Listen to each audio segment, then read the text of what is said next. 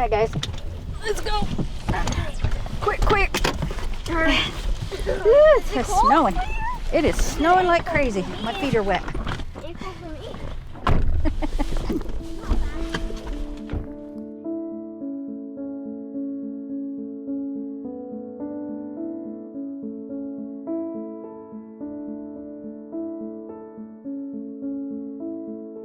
Okay, come on, guys.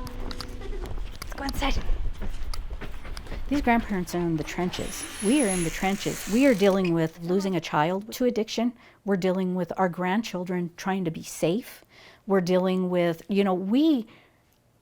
there's a stigma that thinks that we do it for the money. Your grandma's bang bang. Right away you want to come with grandma. I mean, all the money that we get goes to the grandchildren. All the money that we get, we have to support them. Some of these grandparents don't end up going through DHS. Those grandparents have zero help, zero financial, zero. Don't wish mama. Wish your mama.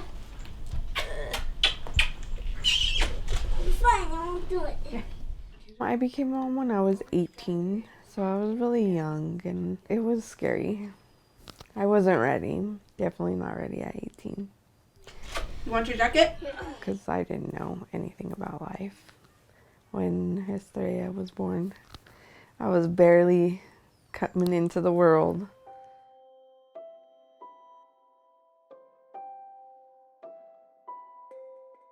Mom, I have a question. Yes, my love.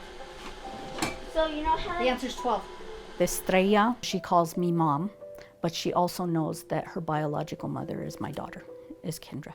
So she calls Kendra Mommy Kendra. So it's like she has two moms. Then my boys came along and I feel like I was more prepared with my boys than I was my girl.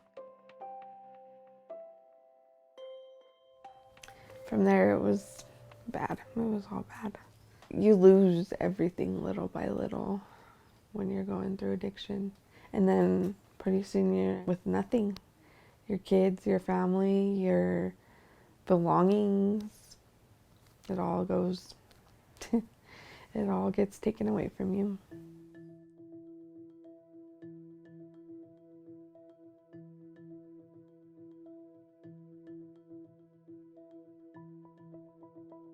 She had him for I think like only a month, and then that's when Pablo got really sick and he ended up on life support. He has a really rare genetic disease and we didn't know that he was born with it, and he ended up in a coma having brain seizures. My mom was in California.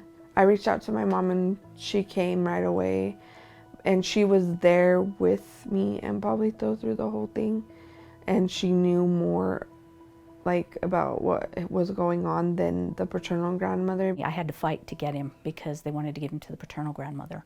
I said, no, she's not been here. I've been the one here. I knew what the processes were. I knew how to advocate for my grandchildren. I was very strong in that situation. Yes, we do. We love you. But a lot of grandparents aren't. They're not. They can't advocate. Most grandparents, they're terrified. So they just kind of go through the system. And, this is one of the reasons that a lot of our kids are just kind of cycling the system. They're going through 5, 6, 7 times. So tell me something you learned today, Hito. What'd you learn? What'd you work on? I worked on this story called Barbaloo. They give foster parents a lot of support. And DHS, when we're in kinship, they think of us as like, oh, you just have to take care of them because you're family. Not true. We make that choice. I didn't have to do it. I could have stayed in California. I could have went on cruises. I could have done whatever I wanted. But I chose to be here because I love them. I chose to sacrifice my life. And I did it because I love them.